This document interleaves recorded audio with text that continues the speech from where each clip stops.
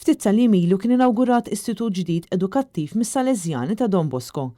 Lan ta' dan l-istitut huwa li l-informazzjoni li tinkiseb matul it-talim illi jsir fl-organizzazzjonijiet kollha tas-Salesjani tissarra f'korsijiet differenti li jgħinu kemm liż-żgħażagħ kif ukoll lill-adulti.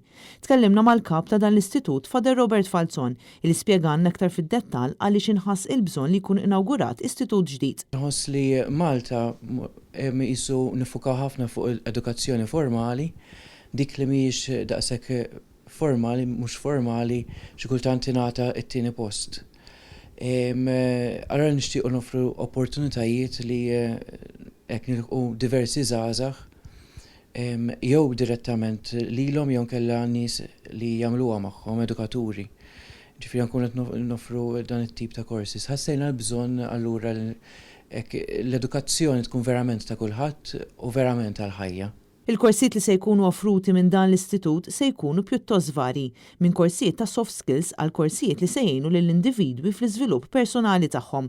Dwar dan spjegatilna iktar Marika Aquilina, il-Project Coordinator tas Salesjani ta' Don Bosco. Daw il-korsi huma aktar bbażati fuq soft skills, personal development, spirituality u youth work. Daw l-affarijiet, daw il-korsi diġà nofruhom mod informali fl-organizzazzjonijiet tagħna, allura aħna xtaqna li nagħmluhom aktar formali sa aktar bħala liċenzja jisom jiġu aktar rikonoxxuti fis-soċjetà tagħna.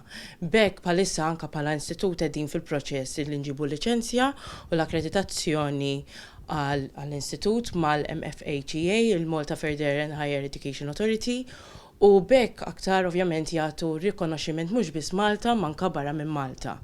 Għalkemm il-kontenut ta' dawn il-korsi se jkun wieħed ta' valur kbir se tkun qed tingħata wkoll priorità lill metodu ta' tagħlim.